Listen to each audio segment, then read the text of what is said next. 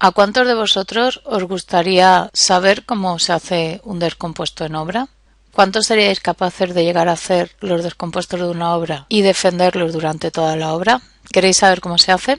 Hola, mi nombre es Isaura Ardila y en la masterclass de esta semana, ya que nos hemos introducido de lleno en el tema de costes directos, vamos a ver los descompuestos de obra.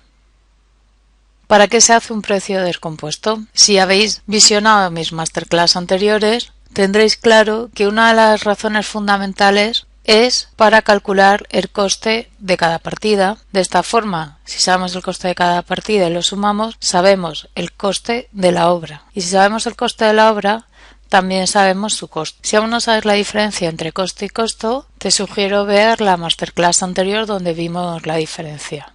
Y si lo tienes claro, habrás entendido perfectamente la contestación a la pregunta de ¿para qué hacemos un precio descompuesto? Esa es una de las razones fundamentales. Y otro de los motivos, muy importante también, es sacar los lotes de contratación.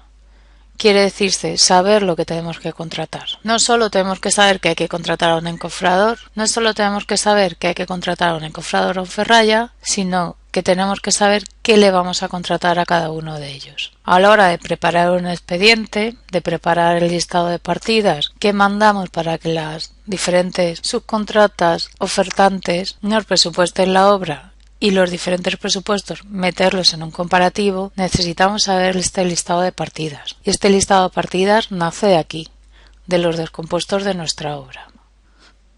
¿Cómo se hace un precio descompuesto en obra? Pues lo primero que quiero que tengáis claro es que no se hace como lo hace la base de datos de Guadalajara. Porque si tenéis en cuenta lo que hemos dicho en esta masterclass, que necesitamos saber cuál es el precio de nuestra obra y que necesitamos saber lo que hay que contratar, nos tenemos que adecuar a lo que es el mercado. Es decir, igual que existen criterios de medición, que en muchos casos, en la mayoría, se pueden llegar a negociar, también existen reglas y criterios generalizados a la hora de contratar a cada oficio. ¿Qué hacemos si no lo sabemos?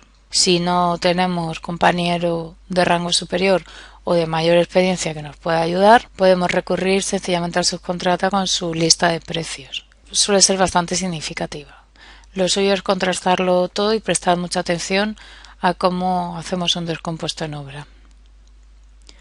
Lo primero que vamos a hacer es leer atentamente toda la partida. ¿Por qué?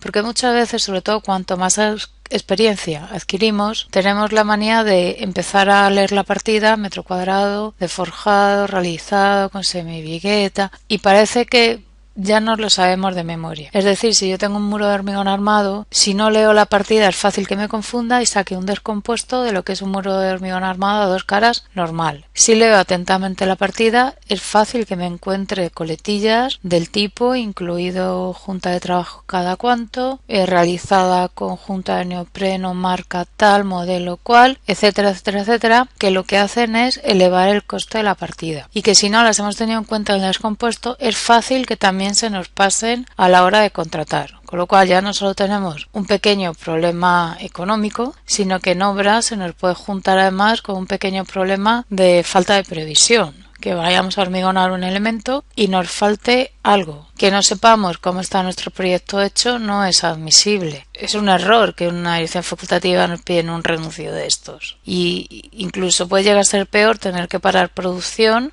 El no hacer las cosas bien desde el principio nos puede acarrear muchos problemas en el día a día obra. Si tenemos nuestras unidades preparadas y no sabemos el proyecto, todos estos problemas, porque esto que puede parecer una chorrada, la junta X del modelo y la marca Y, en obra el día del hormigonado es un serio problema. Y andar de cabeza pidiendo favores, llamando a todas las ferreterías, buscando un coche, buscando a alguien que te lo traiga, etcétera, etcétera. Puede hasta que tengas que desencofrarlo ya encofrado para meter la junta, discutir con el subcontrata o sin discutir, llegar a un acuerdo económico con él por el exceso de trabajo que está haciendo, retrasar el hormigón porque no está preparado la obra, retrasar producción, etcétera, etcétera, etcétera. Siguiente punto a tener en cuenta es medir la obra. Antes de dar por sentado los descompuestos, tenemos que medir la obra. ¿Por qué? Porque normalmente las partidas de los proyectos no recogen toda la información ni todas las variantes del proyecto. Es decir, lo podéis llamar que es un error de proyecto, que está incompleto, lo podéis denominar como queráis, pero al final los que tenemos el problema somos nosotros. Estamos tratando de evitar problemas, retrasos en la obra y tenerla bien prevista y bien preparada.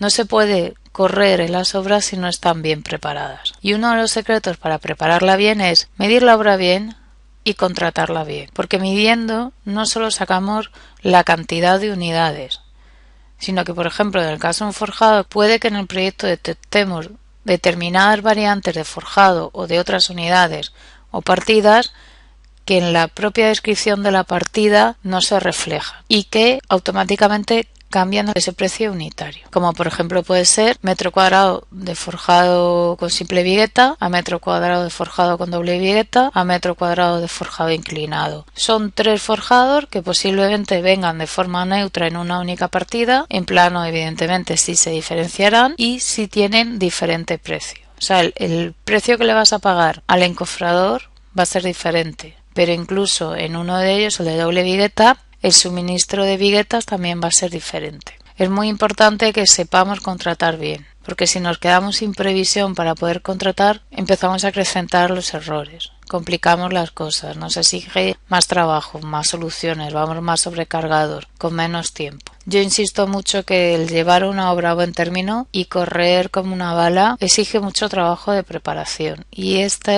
aquí es donde empieza ese trabajo de preparación. Así es que no lo debemos hacer ni de cualquier forma ni saltarnos los pasos.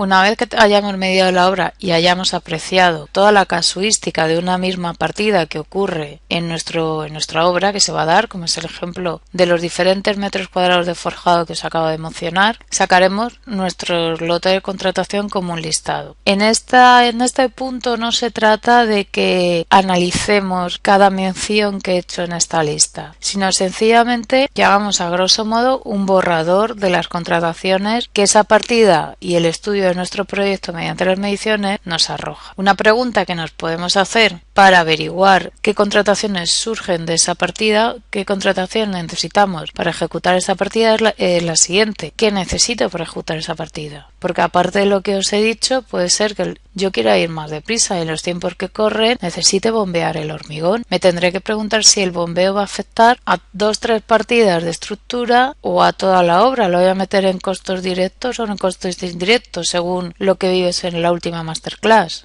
Pero ya tengo ahí otra contratación y además voy a utilizar una grúa torre. Decidiré si la grúa torre va a ser de indirectos o de directos. En este caso va a ser de indirectos porque la voy a utilizar en la mayoría de las partidas de la obra. Pero es que incluso una vez planificado y analizado mi proyecto, puede que en algún momento dado necesite el apoyo de camión grúa. Volveré a hacer el mismo análisis si es de indirecto o directo, según todo lo que vimos en la masterclass anterior. Las diferencias entre costes indirectos y costes directos.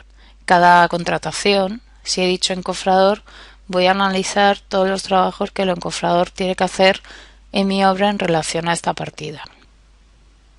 En la próxima masterclass no os las perdáis porque vamos a ver cómo realizamos este ejemplo, cómo lo llevamos a cabo paso por paso. Y para ello analizaremos más de un descompuesto habitual en obra, para que veáis cómo una base de datos de un proyecto hace un descompuesto y cómo lo hacemos nosotros en base a estos 4 pasos. Así que os espero la próxima semana. Hasta la vista.